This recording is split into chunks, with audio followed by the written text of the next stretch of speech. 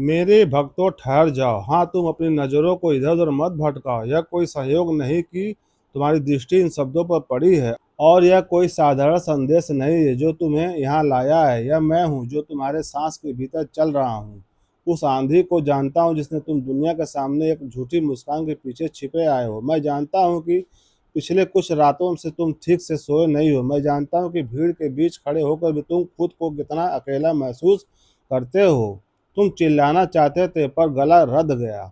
तुम रोना चाहते थे पर डरते थे कि कोई तुम्हें कमज़ोर न समझ ले। तुमने अपनी पीड़ा, अपना डर, अपनी वह गहरी बात किसी से नहीं कही। तुम्हें लगा कि कोई समझेगा नहीं या शायद तुम्हें लगा कि कोई सुनने वाला ही नहीं है। जिसे दुनिया का कोई कान नहीं सुन पाया उसे मेरे डमरू के नाद ने पकड़ लिया है। तुम्हारे ओठ सिले हुए थे पर तुम्हारी आत्मा चीख रही थी और वह चीख सीधे कैलाश की चोटियों से टकराकर मेरे ध्यान तक पहुंची है। तुम सोचते हो कि तुम अकेले लड़ रहे हो। तुम सोचते हो कि तुम्हारे उस अपराध बोध, उस पछतावे या उस अधूरी इच्छा का कोई गवाह नहीं है। मूर्खता मत करो। जिस क्षण तुमने अपनी रजाई के अंदर मुंह छिपाकर वह एक आंसू बहाया था, मैंने उसे अपनी हथेली में थाम लिया था। आज अभी इसी क्षण मैं तुम्हारे सामने उस अदृश्य दीवार को तोड़ने आया हूँ। तुम भाग रहे थे सच्चाई से, अपने आप से और मुझसे, पर आज भागने का कोई रास्ता नहीं है। तुम्हारे जीवन की किताब का वह पन्ना पलटने जा रहा हूँ जिसे तुमने गोंद लगाकर चिपका दिया था। तुम डर रहे हो, डरो मत।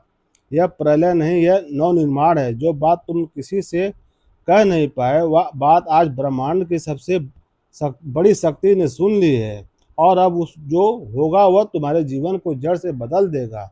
अपनी रीढ़ सीधी करो, गहरी सांस लो और मेरी आंखों में देखो, क्योंकि अब मैं तुम्हें वह उत्तर देने जा रहा हूँ जिसके लिए तुम्हारी रूह सदियों से भटक रही थी। क्या तुम तैयार हो उस सत्य का सामना करने के लिए जो तुम्हें मुक्त कर देगा? मेरे प्रिय, मेरे अंश, आज तुम्हें वहां ले चलूं जहां शब्दों की आवश्यकता नहीं होती, जहां भाषा का शोर नहीं है, जहां केवल मौन गूंजता है। तुम अब एक मनुष्य की भाषा में अपनी व्यथा सुनाने का प्रयास करते रहे और यही तुम्हारी सबसे बड़ी भूल थी। मनुष्य केवल ध्वनियाँ सुनता है पर मैं भाव सुनता हूँ। मैं वह सुनता हूँ जो जो कहा नहीं गया। मैं वह पढ़ता हूँ जो लिखा नहीं गया। जिस बात को तुम अपने सीने में दफन करके एक भारी पत्थर रख कर जी रहे हो, तुम्हें लगता है वह किसी को दिखाई नहीं देती। ब्रह्मांड के रचयिता के रूप में मैंने अरबों आकाश गंगाएं बनाई, अनगिनत तारों को जन्म दिया, पर मेरा सबसे जटिल और सुंदर निर्माण मानव है और उस मन की गहराई में छिपा हुआ रहस्य मेरा निवास स्थान है। तुमने मुझसे वह बात क्यों छिपाई?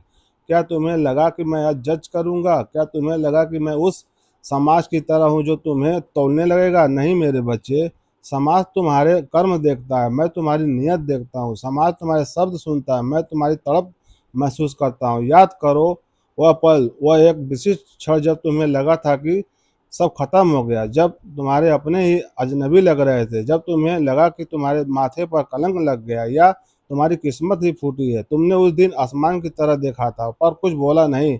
तुम्हारी आंखों में एक प्रश्न था, और मेरे साथ ही क्यों? तुमने शिकायत नहीं की, बस खामोश हो गए। वह खामोशी, वह भयंकर सन्नाटा जो तुम्हारे भीतर छा गया था, उसने ब्रह्मांड में कंपन पैदा कर दिया था। तुम्हारी वह अच्छी बात एक प्रार्थना बन गई थी। संसार में तीन प्रकार की वाणी होती है, बैखरी जो जीभ से बोली जाती है, मध्यमा जो गले में ही रह जाती है, और पश्यंती जो नाभि से आत्मा के केंद्र से उठती है। और जो बात तुम्हें किसी से नहीं कह पाए वह पश्यंती वाणी थी जो सीधे तुम्हारी रूह से निकली थी, और जो रूह से निकलता है वह सीधे शिव तक पहुंचता है। मैं जानता हूं कि तुम्हें एक बोझ लेकर चल रहे हो, शायद वह किसी प्रेम का बोझ हो जो मुकम्मल ना हो सका, या किसी एक ऐसी गलती का बोझ है जिसे तुम सुधार नहीं सकते, या किसी एक ऐसे सपने का बोझ है जो टूट कर बिखर गया। तुम रोज सुबह उठते हो, आईने में खुद को देखते हो और सोचते हो, क्या मैं इसी लायक हूँ? तुम अपनी हंसी के पीछे एक शमशान छिपाए फिरते हो। लोग तुम्हारी सफलता देखते हैं, तुम्हारे कपड़े देखते हैं, तुम्हारी गाड़ी देखते हैं, पर कोई यह नहीं देखता कि अंदर तुम किस आग से जल रहे हो। पर आज मैं उस आग को शांत करने आया हूँ। सुनो, ध्यान से सुनो। जिसे तुम अपनी कमजोरी समझ रहे हो वही तुम्हारी शक्ति बनने वाली है। तुमने जो बात छिपा रखी है वह कोई पाप नहीं है, बल्कि तुम्हारी यात्रा का एक पड़ाव है। इसीलिए भक्तों, प्रेम से बोलो ओम नमः शिवाय, ओम नमः शिवाय।